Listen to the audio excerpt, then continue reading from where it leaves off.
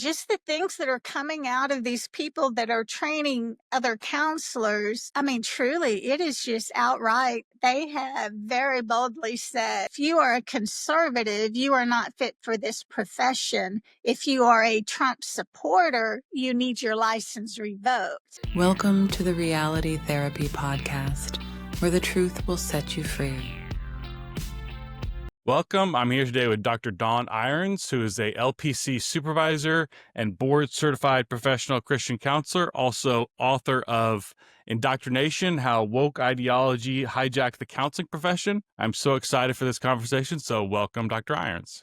Thank you. It's good to be here. So let's start off. Tell me a little bit about yourself and your background, where you come from. Okay, so I started off actually in social work with my undergrad work, and immediately after graduation, my third child was born. So at that point, I decided, I'm going to stay home and raise my kids because I had a really rough internship working with CPS and seeing a lot of children removed from homes that I actually had, issues of conscience with, and, discussions with my supervisor.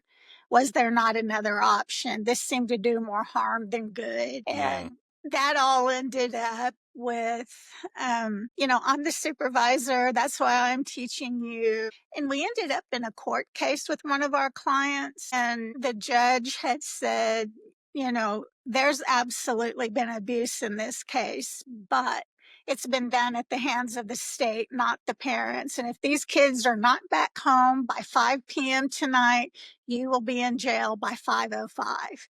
And because this was a case we had talked about, it's like, there has to be another option. This isn't helpful. So that was my first real wake up call that, what?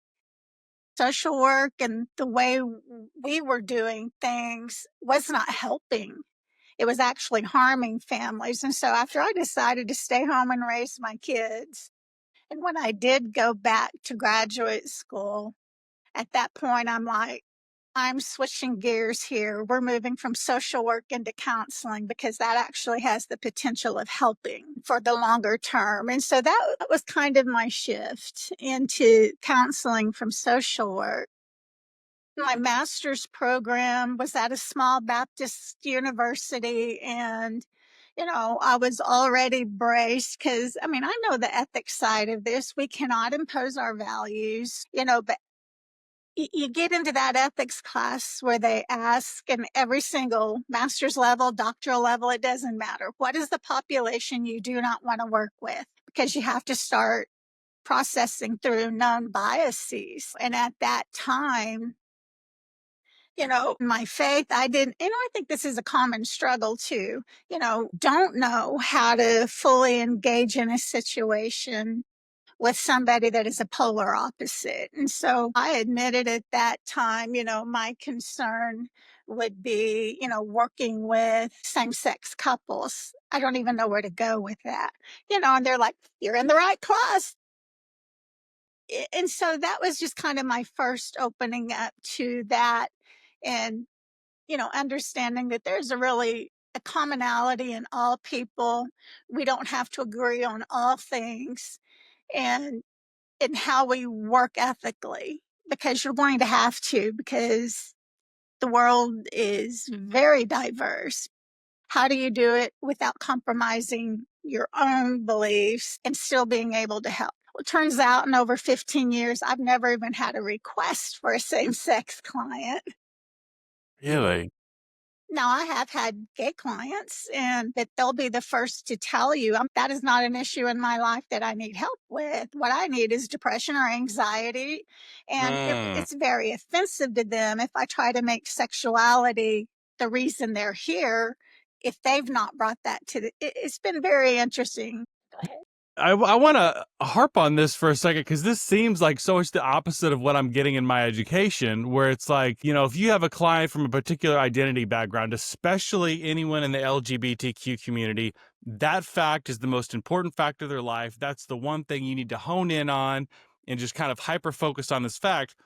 But I agree in the my work in the past, there's other issues. There's drug use or anxiety or depression or there, I mean, there's this other stuff. And it's like you're expected to tell me about being gay. And it's like, well, that's not really why I'm here. It And seems like what you're saying. and to me, that's the $1,000,000 question because academia is teaching in so far of an agenda direction that it doesn't even face the reality of the clients that come in.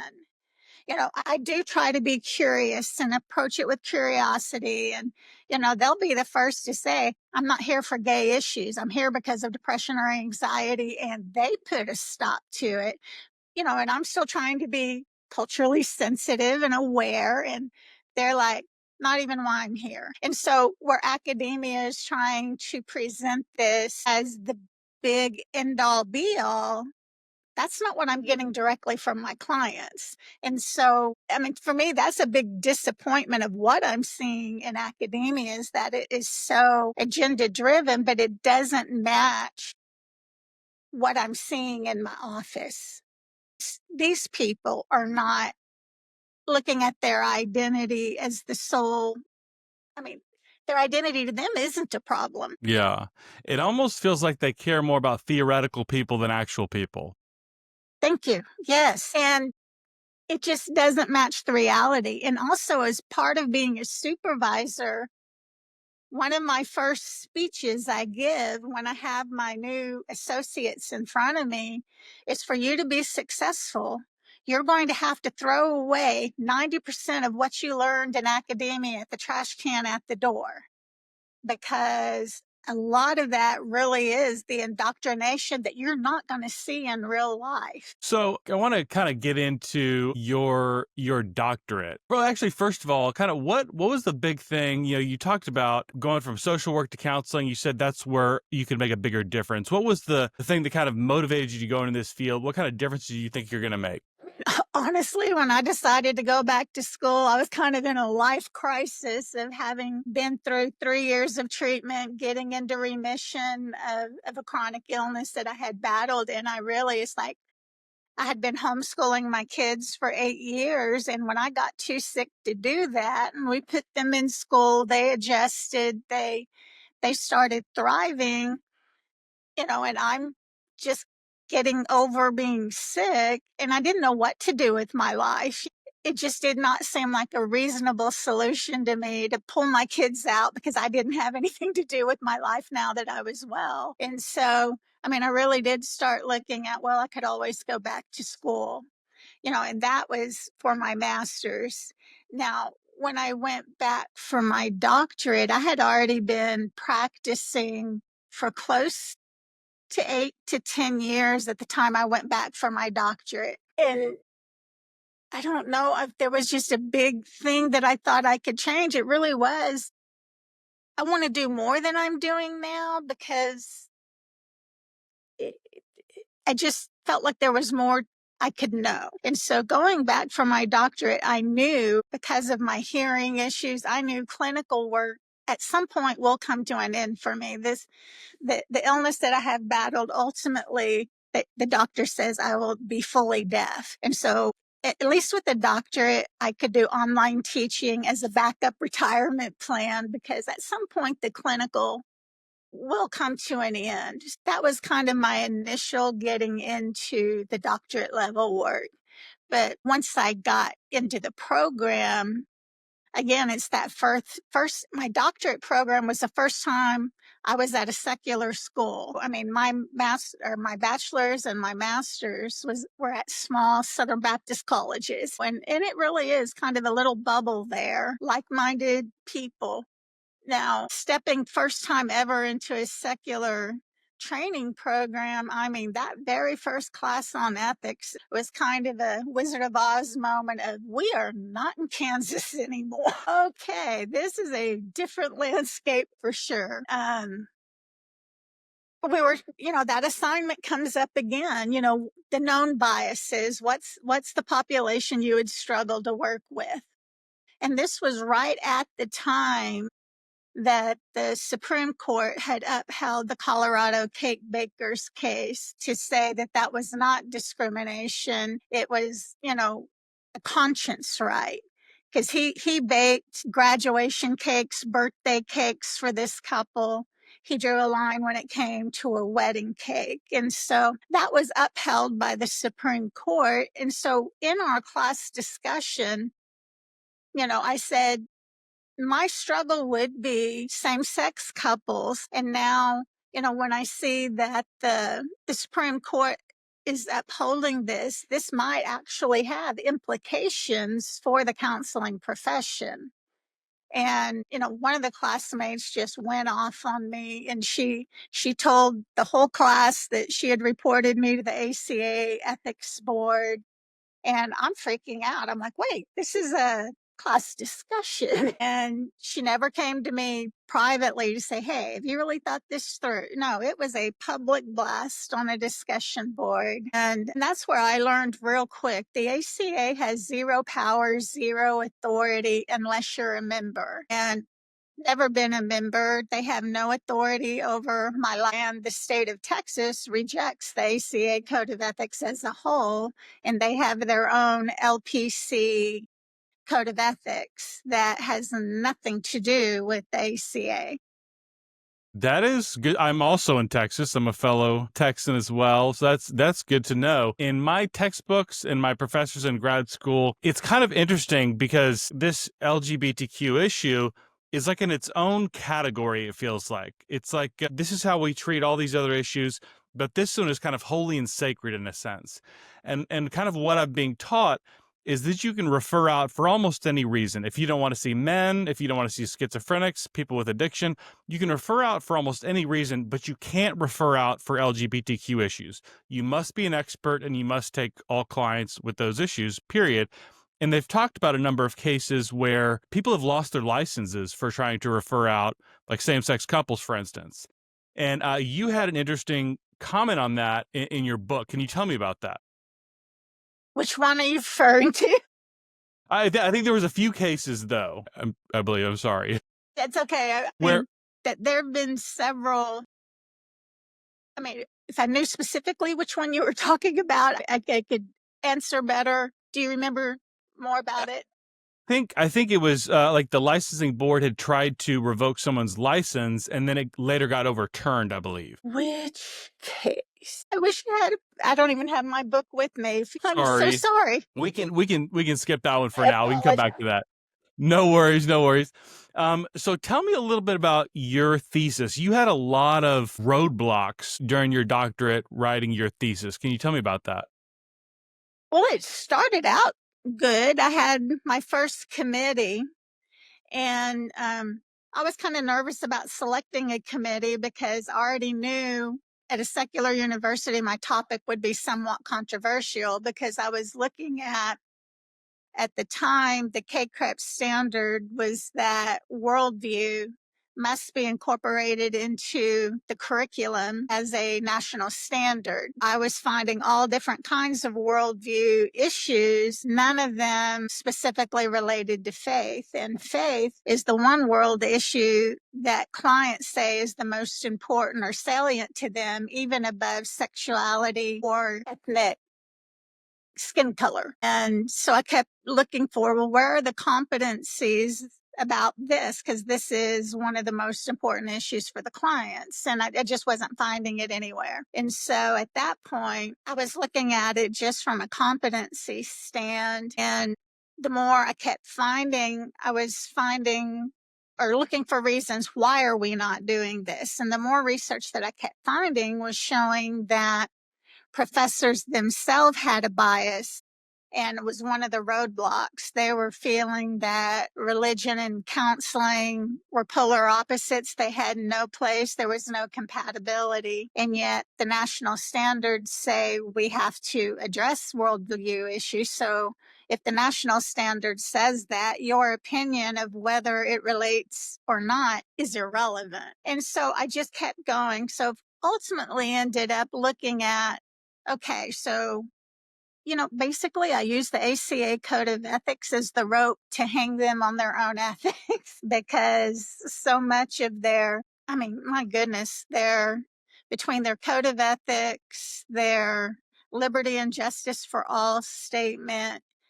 it says we stand in solidarity with all religious faiths. And then they turn right around when Tennessee passed their Religious Freedom Reformation Act, which had religious conscience protections for counselors, and the ACA called Tennessee's ruling a hate law.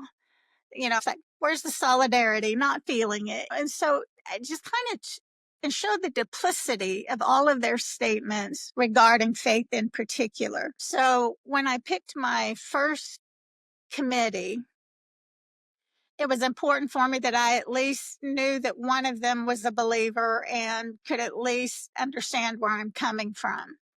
And so my chair, I mean, just in the course of our teaching and working with her, I had come to find out that she was a believer. And so and I asked her, would you be willing to chair this? Because I expect I could get pushback at some point, but I want it done well and I want it done right. But I also don't want it to be a full blown opposition. And she's like, yeah, I don't have a problem with that.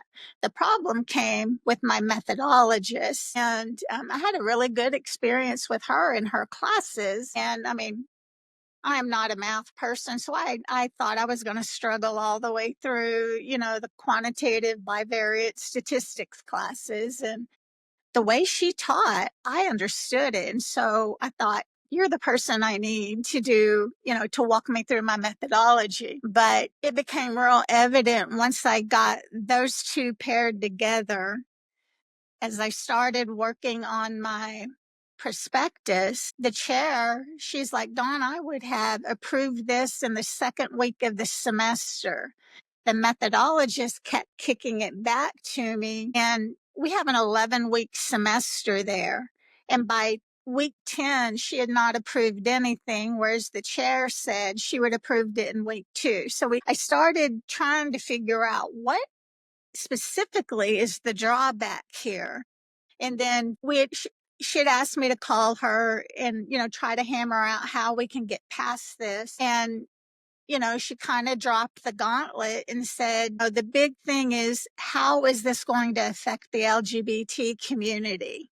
And I'm like, it's like whiplash. What? I am not studying the LGBT community. I am studying a religious and spiritual population. So that is fully out of the scope of my research and what I'm looking at. And at that point, it became real evident what's been stalling this was her personal bias about how this might affect a different community, which was out of the scope of my research. And at that point, I'm feeling pretty hopeless because there's no way I'm going to advance in 10 of 11 weeks of a semester and she's not approving anything. And now the bias is no. And so I went back to my chair and she's like, the best thing you could do is request a change of committee. And she said, or actually had to have been before 10 weeks. I think at 10 weeks is when they said they would not allow a change. It was too late in the semester, worked through it. And so then she came back and said that if she resigned the committee, the school would be forced to give me a new committee. And for me, that was the risk because I knew she was already on board and could take this where we needed to go. And if I got assigned a new committee, it's a roll of the dice. I don't know what I'm getting. And so we opted to do that. I was given a new committee. And I mean, it was like jumping from the fire into the fire pan or jumping from the frying pan into the fire. And the second committee, it was the content.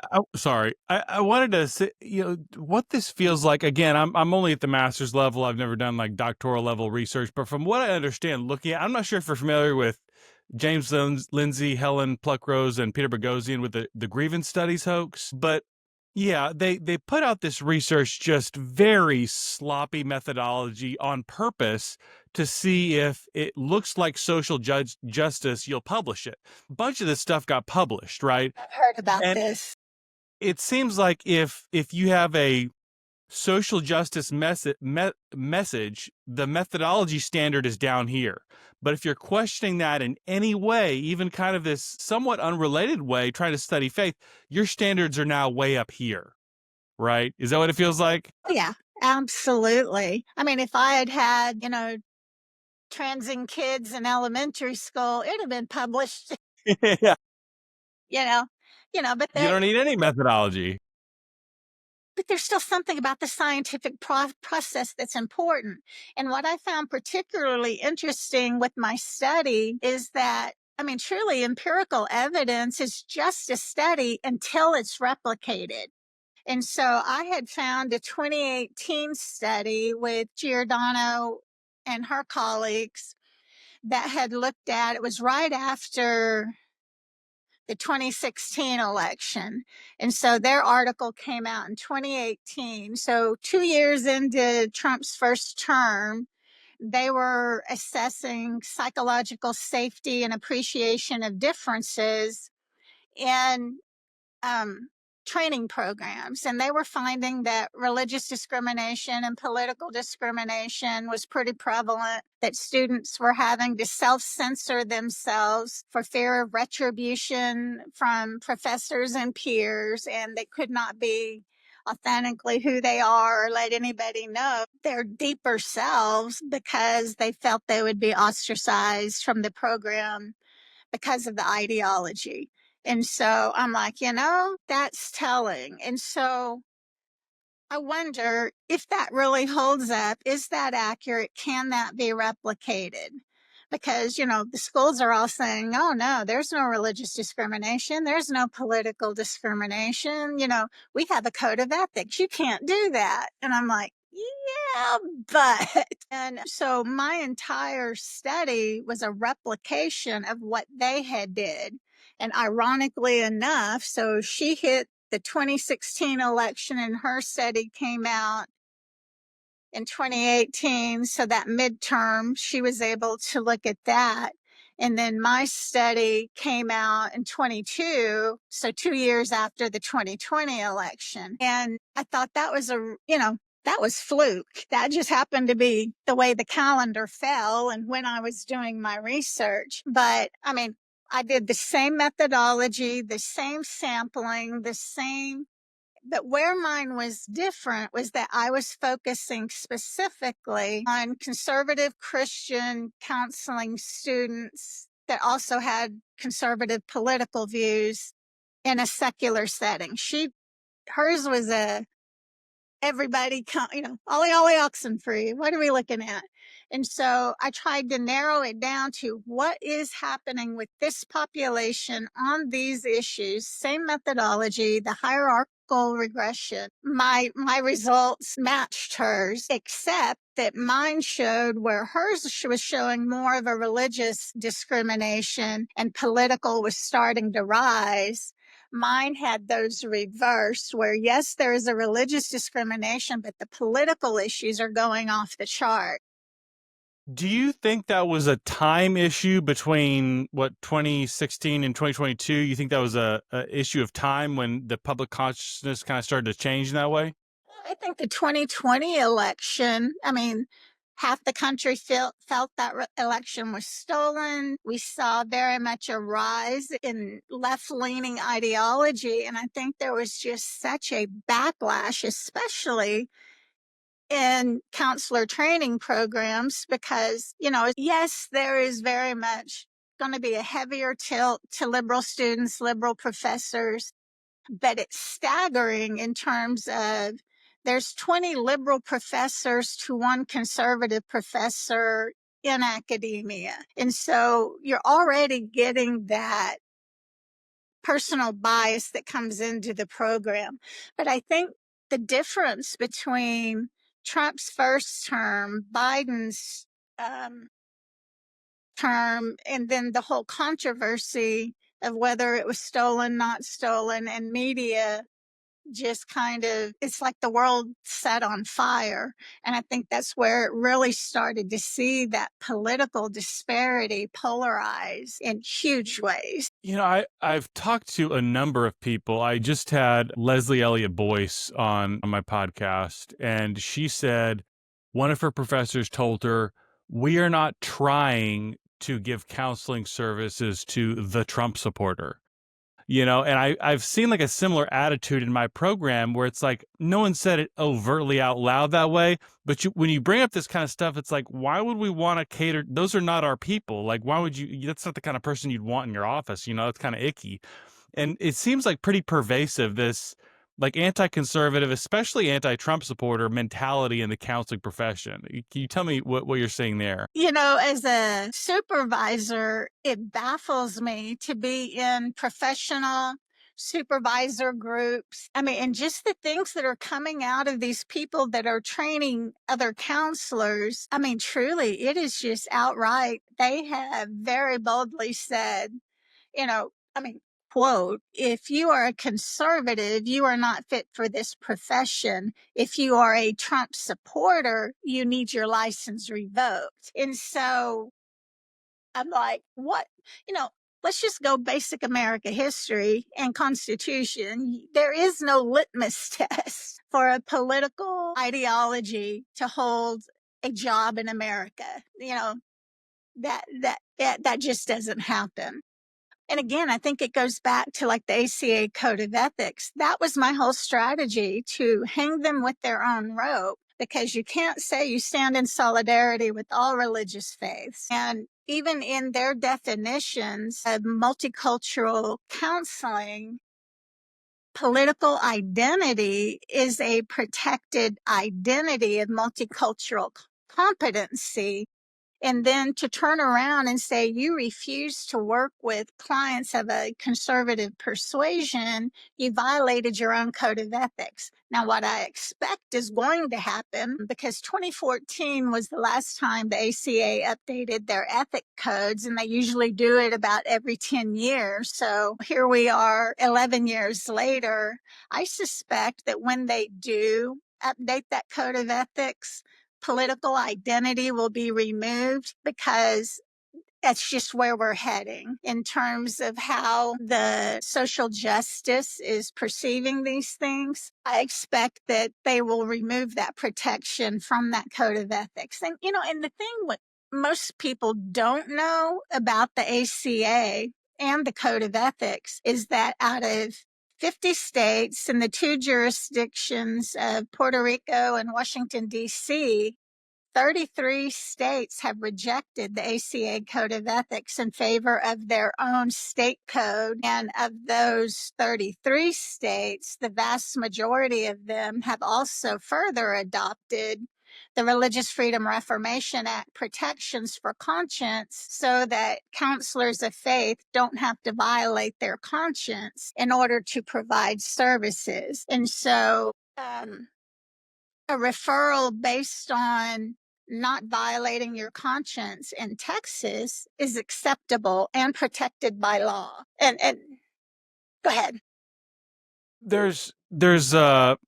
They're kind of saying, again, nobody in my program says this like overtly out loud, like Christianity is bad, but there seems to be this mentality that Christianity is something backwards. It's something to be overcome. Like in the ideal situation, your client would move beyond that. Like this is kind of a burden holding them back in essence. And like the ideal scenario, especially like really a counselor should not be burdened by Christianity, but ideally you'd also want to move your client beyond that. I'm wondering if you get some of that mentality of like, this is something like, again, just like backwards that we need to move beyond.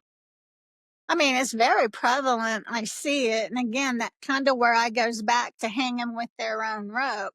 But they will champion any other minority world religion, and they'll stand in solidarity. If they were honest, they would say, we stand in solidarity with all religious faiths except Christianity. But they know they can't do that legally, morally, ethically. They just can't. And they know it. And so it's the unspoken truth. And I mean, honestly, I think that's partially what's behind the APA. They just recently came out and were saying, we're doing away with all of the DEI because, again, within KCRAP and these codes of ethics, they say that they are to actively recruit faculty, staff, and students. That when, like I say, through my research, it became the disparity of diversity when you're looking at conservatives and liberals, professors, or religious and spiritual students and professors. The total imbalance, the lack of diversity, that I think that truly, because when you start coming at them, well, the national standards require for academic programs to have a diversity of thought, diversity of religion, diversity of color, and you don't. So we need to increase more religious, spiritual, more conservative. I think they wanted no part of that. And that was easy for them to say, we're going to do away with the DEI, because if they had to have their feet held to the fire on, they would have had to create a more diverse what they have. I'm not sure if you're familiar with economist Thomas Sowell. The name sounds familiar. Yeah, he has a lot of these really pithy, witty sayings, and one of them is, anytime a Democrat tells you how much they love diversity, ask them how many Republicans are in their sociology department. And I think the same Well, is true with counseling. Yeah, usually the answer is zero. I think the same is true with counseling. And I was talking to another therapist, Stephanie Wan, and she said, I was prepared in my multicultural competencies in counseling, every possible identity except for conservatives and Christians. And, it's almost like I joke, like if you had a gay black guy come in your office, you're like, oh, yes, like I've got this. And hey, I want to let you know right off the bat, I'm an evangelical Christian. Oh my gosh, like, what am I going to do? And like this idea that conservatives and Christians are like just completely foreign to people in this industry. Like, how do you reconcile that with this idea of multiculturalism? Like you're supposed to respect every identity. and I think too, you've got to look at intersectionality, which was kind of the punchline of my dissertation, because intersectionality is typically used in far left pushing the agenda. I actually use their pet theory to prove my point because I mean, I'm interracially married to an African American who is a conservative. He's not a Republican, he's conservative. He's African American. They don't know what to do with that. I mean, they're like, wait, what? He's been called a race traitor. He's been called an Uncle Tom because he doesn't fall in line. And, he really pushes back. He's like, I am a black man in America and I am not a victim. I have 2 master's degrees. I have a doctorate degree. I am in no way a victim of the color of my skin. He breaks their narrative. And yeah, I don't even You know know, where to go with that. it's kind of interesting. It's like we respect you as a person of color until you disagree with us. Absolutely. Yep. During, I guess it was the 2020 election. And it was interesting because he said, I am conservative. He's not a Trump fan, but he's conservative politically. And there was a pastor on social media that had told him he deserved to die. And we're That's very like, Christ-like. oh, where are we going? He's like, so there's really not a safe place for me on either side of the aisle, Yeah. because, yeah, I'll just leave that right there. Well, yeah. I mean, that's a lot. I mean, I feel like when you add that religion and political affiliation into that intersectionality equation, it really throws a wrench into things. It does, because, I mean, truly, when you have intersecting identities, what do you do with an African American? Or, okay, case in point, I live in a community that is 65% Hispanic that has voted strongly Republican for over 50 years. They don't know what to do with that. This community, you drive around, there's MAGA flags in people's yard, and it's not what you would expect from the Hispanic community. And then what? completely threw me when we first moved here 10 years ago. I'm thinking you got to be very sensitive on immigration idea. You got to meet them where they are. And I have never seen a community more ticked off about illegal immigration than the community I live in. And I'm like, they did not prepare me for that in school. I mean, but they're like, do you understand how hard it was for us to get here legally? It took anywhere between 4 and 7 years for most of these people to go through the legal processes. And when they're encountered with illegal immigration, it ticks them off because they jumped through all the hoops. They did it the right way. And I've also had clients that were here illegally that were, the emotional distress, the fear of being deported. And I have to be able to open my door and work with who walks in my door. But yeah, I was totally not prepared for all the stereotypes graduate education taught me because they don't hold up in the real world. It's almost like they're encouraging you to put people in boxes. Because that's controllable. Yes, and it doesn't fit very well in the real world, like you were saying, in the same way that it does kind of neatly and conveniently in your textbooks. One of the things I'm thinking is like, the kind of assumption is that Black and Hispanic Americans are far left wing, but on certain they tend to be a lot more moderate. But like on certain issues, like Black and Hispanic Americans are more conservative on issues of like traditional gender roles. So how do you square that with this progressive worldview? Yeah. And truly, the Black community as a whole is far more religious, Mm. and then when you throw up here, 65% Hispanic community, very highly Catholic. And so it breaks all of the molds of what we're being taught in school. It just, real life is not matching up.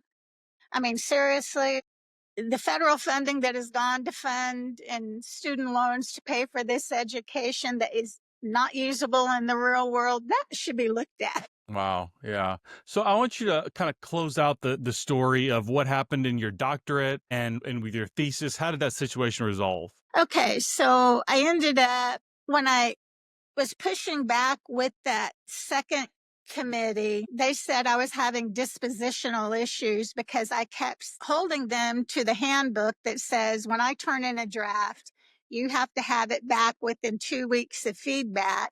And they just weren't providing feedback. It was a total standoff. They were not providing feedback. And so the more I kept pushing, they said I had dispositional issues, and they sent me to the first round of student development, which meant I could not enroll in the next semester, that I had to do an 11-week re-education program about what it takes to do doctoral level work. And I got paired with a faculty mentor, and he was going to walk me through, how to re-engage the committee and get back on board and fix my disposition. When we started working that first round, he was like, unfortunately, sometimes you just have to suck it up and play the game. But when I logged into my meeting with him, he had this huge pride flag behind him. And I just thought, ship is so, this is not going to go well. Because I thought that was a very intentional, they're trying to put me in my place. And I mean, he turned out to be the unlikely hero in my story because, you know, even as we began going through and looking at feedback and pushback that was going on, he's like, this is not okay. This has nothing to do with the work. This is, a bias issue. And at that point, he said, I'm convinced at this point you have a poisoned committee and there is no path forward. And so he appealed on behalf of the student development and say, we've got a situation. And, he appealed for me to have a new committee. And they're like, absolutely not. She's not getting a third committee. She has to work it out with this one. And so we created a plan to re-engage with the committee and to continue work on the thing. And the student development office said, this is a rock solid plan. We approve it. And I was to have a meeting with that mentor and the committee about how we're going to reconnect and enroll, which was like the next week. I should have started work with them again. And in that meeting, he saw firsthand the dynamics of what I was dealing with. It's one thing to tell somebody and they can think you're probably exaggerating. No, he got to witness this whole thing. And at the end of that meeting, he's like, okay, I have underestimated what you have said. And within an hour after we got off of that meeting, student development called me. That committee had filed a second complaint saying that I had unreasonable expectations of how to progress. Now, understand, the student development office is the one who signed off and said, this is an excellent path forward. And so I'm like, this is crazy. I'm supposed to be enrolled and start on Monday, and this was on a Friday. And she said, our hands are tied. We don't have any other option. But if a faculty member files a complaint, you have to do an 11-week round of student development. But I just completed that and I presented the plan you signed off on, and they say it's unreasonable. She said, our hands are tied. So I had to go through a complete second round of student development. And at that point, my faculty mentor, he's like, we're taking the gloves off, Dawn. This is not okay. He goes, what you have here is overt religious discrimination and you need to get an attorney. And that's coming from the guy with the pride flag behind him and the representative of Walden University to train me through this. And so at that point, I had to figure out, and also during that first student development, I got a letter from financial aid saying I had reached my lifetime maximum ability to get financial aid. And so I was no longer eligible. So anything that I was going to do to complete my program was going to have to be cash out of pocket. And so at that point, I had to determine, am I even going to be able to finish here? Because right now, there's no path forward. They're not going to give me a new committee, and this committee is poisoned. So my only option would be to just transfer programs. And the majority of who transfers at dissertation level, I was already a year into my dissertation and zero progress because of the committee battles. The school I was at was KCREP accredited. I had reached out to one of my master's level professors and told her what was going on. And she's like, hey, you really might want to consider transferring programs. And so she had gone to a new school and I had looked at that. They were not KCREP accredited. But I was what have I got to lose? I cannot continue paying Walden tuition rates with no hope that it's going to get anywhere. And so I applied. I, sent transcripts. They did an evaluation. And I told them my situation, and they're like, let us see what we can do. Typically, you would have to redo a percentage. But they came back after looking at my transcript and said, and my prospectus that I had developed over that entire year that Walden kept saying was biased and unusable. When the new school's like, we need a 30-page writing sample, I'm thinking, that's the best writing sample I have that shows my ability to do doctoral level and research work. So I transposed it from APA into Turabian, which is what their school required. And I just submitted that as my writing sample.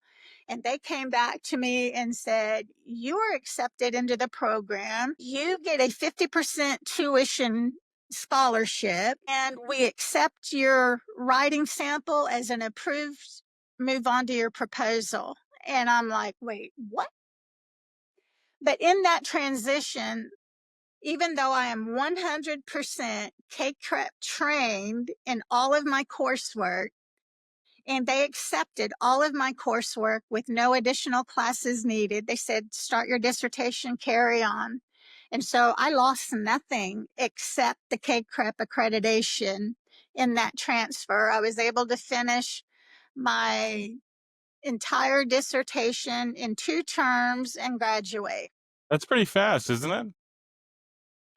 I had 40, I mean, and that was the thing. I had 40 hours a week to work on my dissertation because I worked part-time so that I could put 40 hours a week into my dissertation. And when they were not providing feedback in a 2-week turnaround, it was very clear they are stalling me. They do not want this to go forward. And so, at the other, I mean, but the thing is, I had already done a year's worth of work on my dissertation. And even though they were not accepting my prospectus, I had, for the 3 years of my coursework, every coursework where we had to try out a theory, a methodology, I used my same topic because I knew what my topic was from the beginning. So in every single course, I did my topic on whatever skill they were teaching. So I had 3 years worth of research. All I had to do was write it out and do the study to do the data collection. My what they said was biased and unusable. My literature review was 90 pages. I mean, there was that much literature out there showing this problem over a 50-year time span.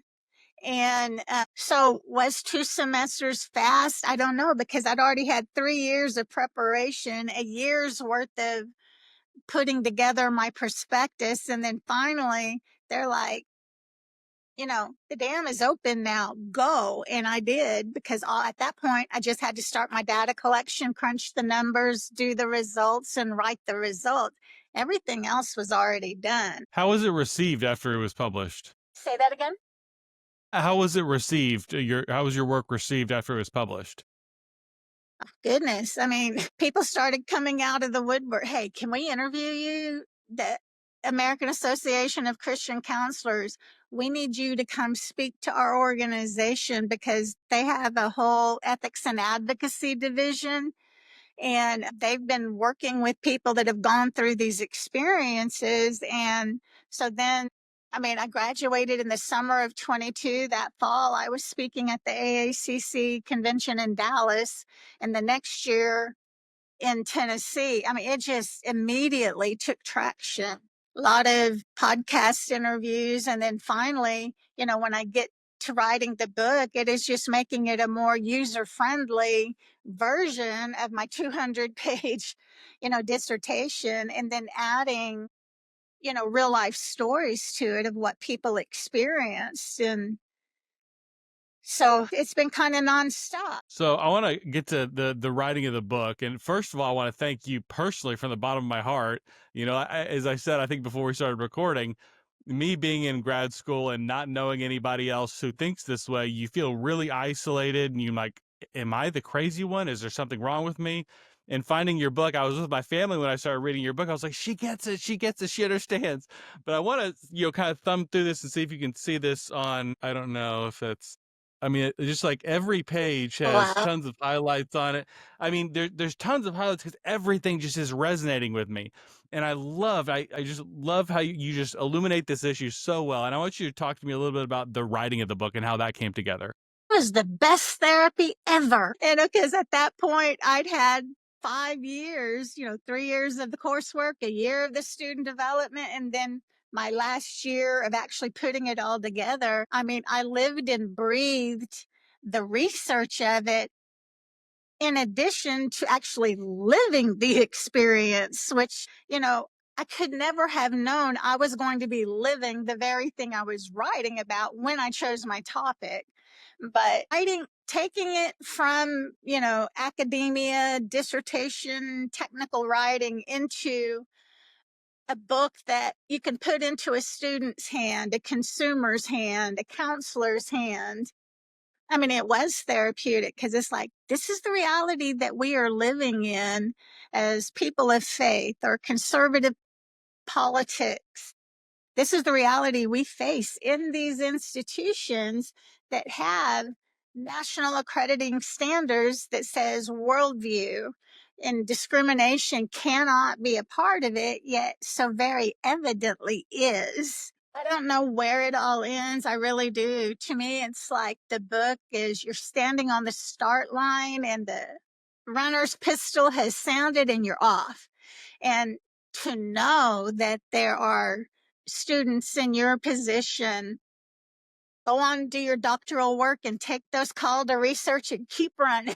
Because, I mean, the thing is, and I think this is where the the woke ideology, the agenda that is in academia, the lost the train, the social justice ideology, research is only validated when it's replicated. So now that we've got the Giordano study, I was able to replicate that. You're living an experience that you find students, I don't care, master's level, doctorate level, get them to run with these calls to research, because all of those will end up validating or refuting. And that's what makes the empirical process science based. And that there's a difference between science based and evidence based. I mean, science based produces evidence, but when you get into the qualitative as opposed to quantitative research, when you start getting into personal stories, that is really hard to validate over time because they're personal experiences and everybody has them. But to say that, I mean, the Cass report, she's, she is a very liberal minded person that, when tasked to look at the transgender evidence, what's in the research, what are best practices, she was shocked at what she didn't find. And so her report was as shocking to her as it was to the general public. And so now we're a year after that, and we're starting to get more and more people that have looked at the research and started to do more studies and replicate it. Replication is what makes it science based. Is this replicatable? Yeah, it's almost like that concept that even 10 years ago would have been so painfully common sense is now very controversial. You It brought up the shouldn't Cass be. report. It shouldn't be. But you brought up the Cass report, and the Cass report came out after several systemic reviews coming out of Scandinavia saying the same thing, that gender transition is harmful. There's no serious evidence that it causes benefits. Then the Cass report, huge review saying the same thing. You have the WPATH files saying that a lot of these doctors are really just political activists and they knew the harm that they're causing. There's been like a wealth of new research, new information for us to build on, especially when it comes to transitioning kids. I'm wondering what you're seeing in the field. Has any of that evidence made any difference in the way that your colleagues view this issue of child gender transition? Absolutely not. Truth is irrelevant because affirming feelings and all of that, which they call evidence based, is not science based. Yeah. It's like if I feel really strongly about something that's better than evidence. Yeah. How was it? I mean, I'm trying to conceptualize because I feel like people like you and I are looking at this, A, from evidence, obviously, but B, from just a perspective of common sense. Like what we're doing to confused mentally ill children is absolutely barbaric. And this will go down as one of the greatest medical malpractice, just horrific instances of misuse of medicine in human history. How did so many people in our field get duped into this? Ideology and personal bias is strong. I mean, the whole counseling, social work, all of these, the social science field has been taken captive by these ideologies where we used to be a very strong science base. I mean, you don't have to dig too far just looking at the history of how the DSM was created and how these categorizations came about to figure out there's no science base to this. When there's a documentary out there that is firsthand interviewing the committee that created the DSM 5. And they talked about how they just took a vote on diagnoses that they were going to remove. I mean, autism's out, the spectrum disorders in, but you can't deny that autism is a reality in our society. But, when you take a vote as opposed to a scientific study that has methodology that can be replicated, you find out that the DSM is very ideologically driven. And then, add on top of that, every single diagnosis in the DSM has a pharmaceutical pill to treat it. And there used to be, when I grew up, nail biting, hair twisting were nasty habits. Your mom would smack your hand and say, stop that. Well, now they're an anxiety disorder that has a pill to treat it. You know, we've started to pathologize the human experience. And once you get into the medications and the side effects, especially in adolescents and children, where there have been no long-term studies, we start to see a compounded problem. We see a lot of the school violence issues. The kids have been on multiple psychotropic medications that are known to cause increased agitation, violent behavior, and suicidal, homicidal ideations. We're also seeing that with the increase of psychotropic meds in adolescents, a lot of the gender confusion is coming. We have to use this book for reimbursement with insurance companies, and you start to see, but when you get down to the very diagnostic manual that's not science based, we got a problem. Wow. I got two questions left for you. The first one is, how do we fix the therapy profession? I know you went into this a little bit in your book, but if you could just kind of give us a little summary, how do we fix the therapy profession? Say that again. How do we fix the therapy profession? How do we fix it? At some point, I think part of it is you've got to change your marketing strategy, who you're trying to reach. Because, for me, in my very West Texas community that's highly conservative, traditional family, a 65% Hispanic religious community, they've got to know that the core values in their life, it's safe to come to see a counselor because they're watching the news. They're afraid to take their kids to a therapist because they don't want them to come out being socially transitioned and having no knowledge of what's going on. So I think, we have to stand our ground and work with the people that are seeking our services. And I think it's funny because, like I say, my gay clients love me. They've sent friends, but they'll be the first to say, but if I were having an issue with my sexuality or my partner, you probably wouldn't be the counselor for me. But on my trauma issue, on my anxiety or depression, you're my person. And I'm like, I'm so thankful, because it can't reduce people to something that they're trying to teach us in academia that is more important than the actual things the clients say are important to them. And I think the social engineering that's going on in academia, we have to stand. I think we're going to have to address so much of this, which we were never trained in school to do legislatively, because so much of this is coming down, the pike. Texas, I don't think there's a better place to be a therapist than in Texas, where you're your religious and moral conscience rights are protected. You do not have to violate those to do your job. Gender affirming care for minors in Texas is illegal. So I think, we've had to address those things legislatively, or counseling organizations like the ACA have been trying. The ACA is drunk on their own idea of what power they have. Truly, it's the ultimate, the emperor has no clothes.